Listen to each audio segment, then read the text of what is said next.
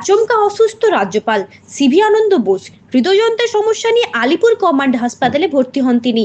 এই খবর পেয়ে সোমবার শালবনীতে জিন্দল গোষ্ঠীর তাপবিদ্যুৎ কেন্দ্রে শিলান্যাস করতে যাওয়ার আগে হাসপাতালে রাজ্যপালকে দেখতে গেলেন মুখ্যমন্ত্রী।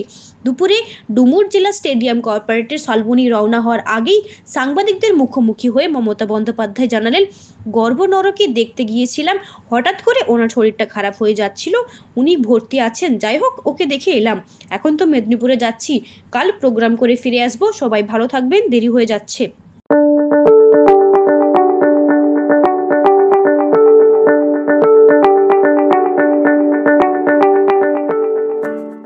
শুধু সন্তানের দুষ্টুমি সহ্য করতে না পেরে হত্যা করলো নিজের পেটের সন্তানকে। সোমবার সন্ধ্যায় রাজধানী পশ্চিম জয়নগর এলাকায় নিজের পেটের সন্তানকে খুন করে জন্মদাত্রী মা। মায়ের দাবি, ছেলে বিগড়ে গিয়েছিল, খুব চুরি করত, নিজের মাকে মারতো, বাইরে গিয়ে অন্যদের বিরক্ত করত। রাগের মাথায় বারবার তাদের ঘর পরিবর্তন করতে হয়েছে, নিজের কাজ ছাড়তে হয়েছে। অতিষ্ঠ হয়ে রাগের মাথায় ছেলেকে খুন করে বলে দাবি। একটা মা কতটা অতিষ্ঠ হলে এমন কাজ করতে পারে তা প্রশ্ন প্রত্যেকেরই। স্বামী নেই, স্বামী ছেড়ে একমাত্র ছেলেকে নিয়ে বসবাস করত, তার মেয়ের বিবাহ হয়ে গেছে, অশান্তিতে থাকতে না পেরে এমন করেছে বলে দাবি।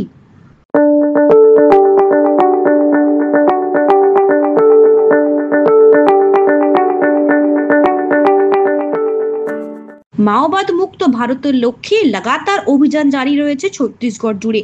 গত কয়েক মাসে শতাধিক শীর্ষস্থানীয় কমান্ডের মৃত্যু। কোমর ভেঙে গিয়েছে মাওবাদীদের সংগঠনগুলি ধরার জন্য।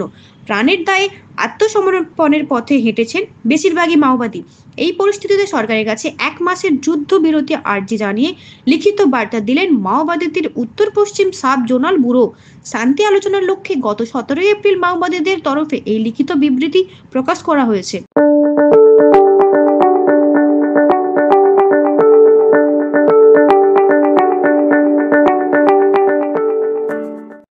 তৃণমূল কর্মী সমর্থকদের ওপর হামলার অভিযোগ উঠে উত্তপ্ত হয়ে যায় সন্দেশখালী। কাঠগড়ায় বিজেপি। শনিবার সকালে এই ঘটনায় রীতিমতো চাঞ্চল্য ছড়ায় এলাকায়।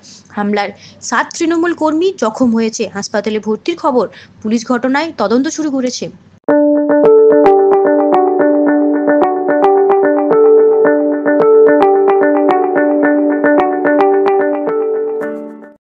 দীঘায় নবনির্মিত জগন্নাথ ঘাটে রবিবার ভেসে এসেছে জগন্নাথ দেবের একটি কাঠের মূর্তি। রবিবার বিকেল নাগাদ জগন্নাথ মন্দির সংলগ্ন সমুদ্র সৈকতে ভাসমান জগন্নাথ দেবের মূর্তিটি প্রথমে দেখতে পায় পর্যটকেরাই। এই মূর্তিটিকে নিয়ে দীঘার জগন্নাথ ঘাটে তুলে নিয়ে আসেন। আগামী 30 এপ্রিল অক্ষয় তৃতীয়ার দিন দীঘার জগন্নাথ মন্দির উদ্বোধন ঘিরে জোরদার প্রস্তুতি চলছে। জানা গিয়েছে মূর্তিটির একটি হাত ভাঙা রয়েছে। কাঠের নির্মিত এই জগন্নাথ দেবের মূর্তিটি কি করে ভেসে এলো তা নিয়ে পর্যটকদের মধ্যে জল্পনা কৌতূহল বেড়েই চলেছে।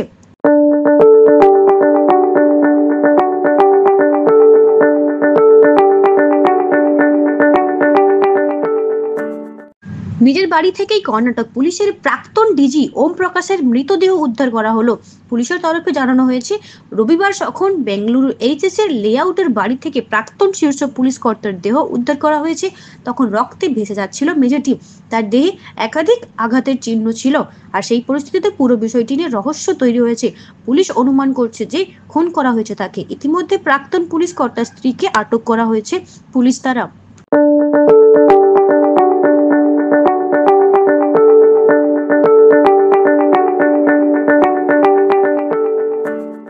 পাকিস্তানের সিন্ধু প্রদেশের সেচের কাছে একটি খাল কাটার সরকারি প্রকল্প নিয়ে অশান্তি চলছিল। ওই প্রকল্পের বিরুদ্ধে প্রতিবাদ দেখাচ্ছিল স্থানীয়রা। সেখানেই হিন্দু মন্দির ওপর হামলা চালান এক দল উত্তেজিত জনতা। এই ঘটনায় উদ্বেগ প্রকাশ করে ঘটনার তদন্তের নির্দেশ দিয়েছেন পাকিস্তানের প্রধানমন্ত্রী শাহবাজ শরীফ।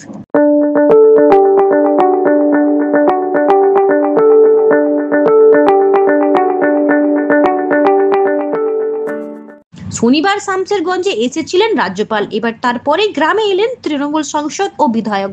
রবিবার শামশেরগঞ্জের জাফরাবাদ গ্রামে মৃত পিতাপুত্র হরগোবিন্দ দাস এবং চন্দন দাসের পরিবারের সঙ্গে দেখা করলেন এবং সব রকম ভাবে পরিবারের পাশে থাকার আশ্বাস দিলেন জঙ্গিপুর লোকসভার সাংসদ খলিলুর রহমান।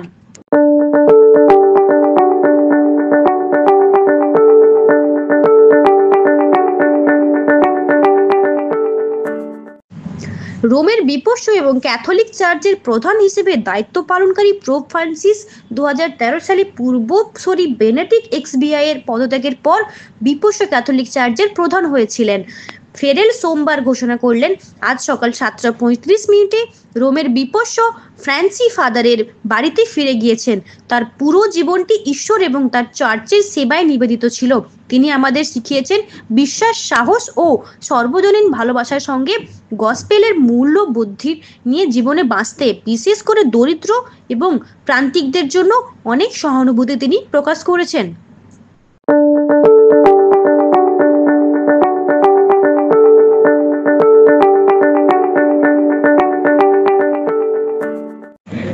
দীঘার জগন্নাথ মন্দির উদ্বোধনের দিন কাঁথিতে সনাতনী হিন্দুদের নিয়ে সভার অনুমতি না পেয়ে কলকাতা হাইকোর্টের দ্বারস্থ হন শুভেন্দু অধিকারী।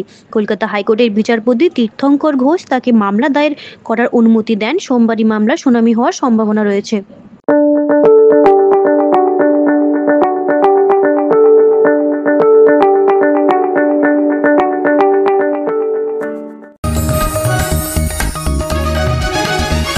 आप देख रहे हैं न्यूज UNI। दोस्त पुलिस और उसके सिपाहियों की ऐसी सच्चाई जिससे आप कभी रूबरू नहीं हुए होंगे। जो लड़े दूजे की खातिर वो जगत में वीर है। आओ सुने हम किस्सा उसका जो आज का कर्मवीर है। आतंकी और लुटेरों से ये चमन नहीं लुट पाएगा, खाकी वर्दी वालों का बलिदान व्यर्थ न जाए। वो सभी को राह दिखाता है, वो सभी के काम आता है, क्योंकि वो है दोस्त पुलिस। देखिए हर शनिवार सिर्फ चैनल